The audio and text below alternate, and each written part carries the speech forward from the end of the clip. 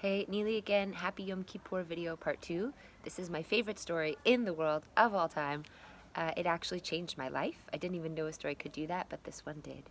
So here we go again. So Reb Shlomo Carlebach was the rabbi of love, the singing rabbi, the hippie rabbi, and this is a true story, by the way. He was walking down the streets of New York as his usual way. He would have his guitar in his hand and he's singing music, walking down the street, and he's got his vest on and his big belly coming out, and he had his shirt kind of open. That was his thing, and he had a big old Jewish star, and his hair's kind of frizzy, and it's just like, he's kind of blissing out, tripping out on life. That was his vibe. And he's walking down the street, regular day. Maybe he's playing on his guitar. Am Yisrael Chai, Am Yisrael Chai, di-di-da-da-di-da-di-da-da-da-di-da-da-da. He's there, he's chilling, he's walking down the street, when all of a sudden, a robber comes up to him, literally, and he shoves a gun in his head, and he screams at him, "Old man, give me your money!" Reb Shlomo's, obviously in shock. We don't expect a gun to our head. And Reb Shlomo's like, "Yes, of course, my sweetest friend, I'll give you all my money." And the guy's like, "So, now, give me your money right now or I'll shoot you." And Reb Shlomo's like, of course, my sweetest friend, I'll give you all my money. I would like to take you to the ATM and perhaps get you out more money, but I just need you to do me a favor." And the robber's like, "Are you crazy? Right now, right here, get the money out of your pockets. I want it." And so Shlomo's like, Sure, no problem. Just do me one favor, okay? Just put your gun down and give me a hug, and I'll give you all the money that I have." And the guy's like, "Okay, I'm not kidding. Do you see this gun? No freaking hugs. I have a gun to your head.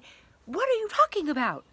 And Reb Shlomo's like, "Brother, just put down your gun and give me a hug, and I'll give you everything I have, and you could come over, and I'll give you food, and come to my house, and I'll give you everything." And the guy's like, "What are you talking about?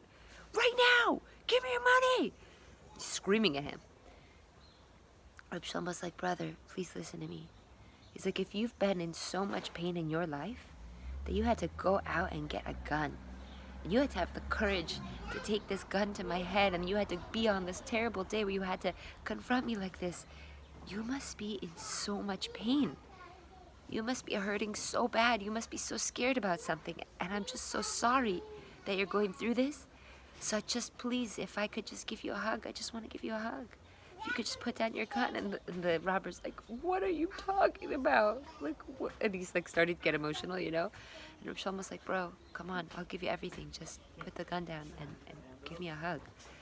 So the robber sees that he's totally genuine. He could see the light in his eyes.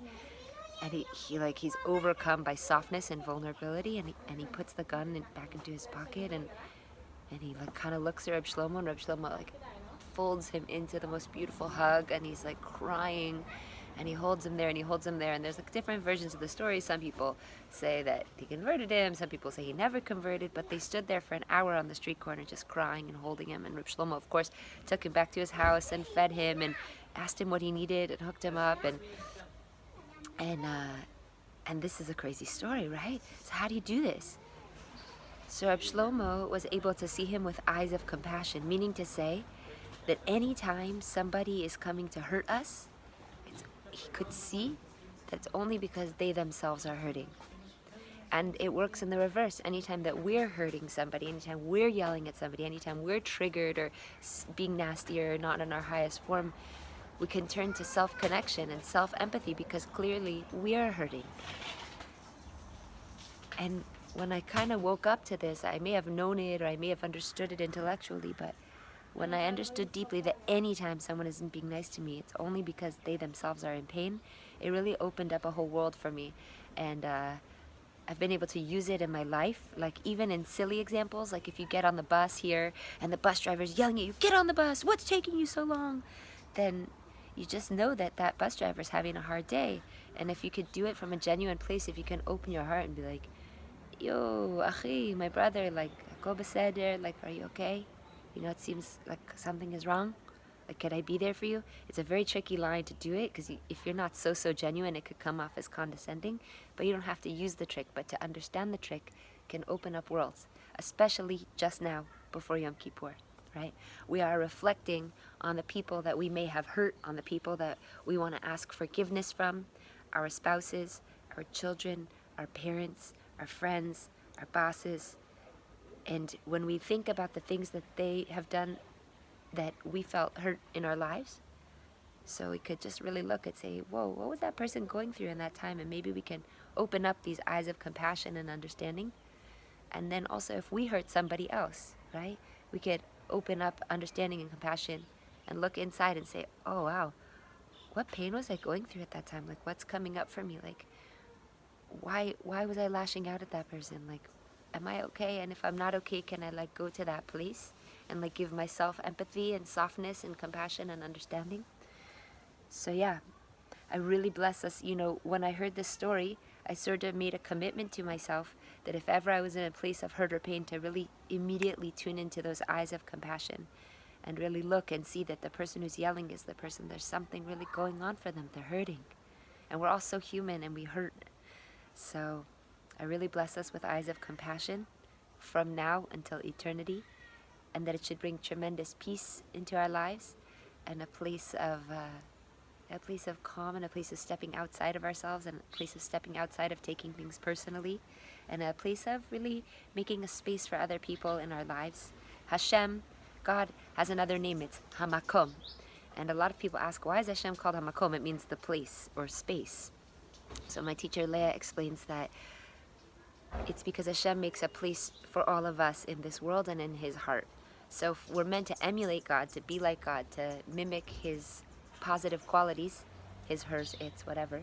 So we want to make a space for other people in our heart. Another way of saying this is Hashem is the God of Rachamim, of mercy, of understanding. And the word Rachamim shares the root of the word Rechem, which means womb. God creates a place for us in His proverbial womb. And what does that mean? What do we do in a womb? We grow, we make space for a person that's not complete yet. That's even perhaps annoying us and making us feel nauseated and sick, and it's leeching off of us and using us. So, so too, we want to create a space for other people. We want to create a womb, a rechem of rachamim, of understanding that we're all just in process here.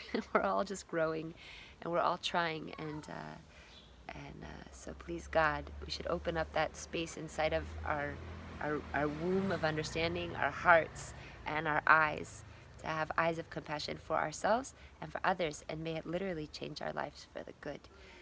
So happy Yom Kippur. Thank you for listening. I feel honored that you would even hear my message, and please God, Mashiach now.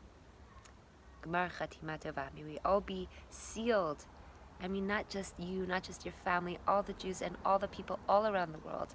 May this be the final sealing for everybody, for an awesome, epic, messianic, completely healed, joyful, rich life. Amen.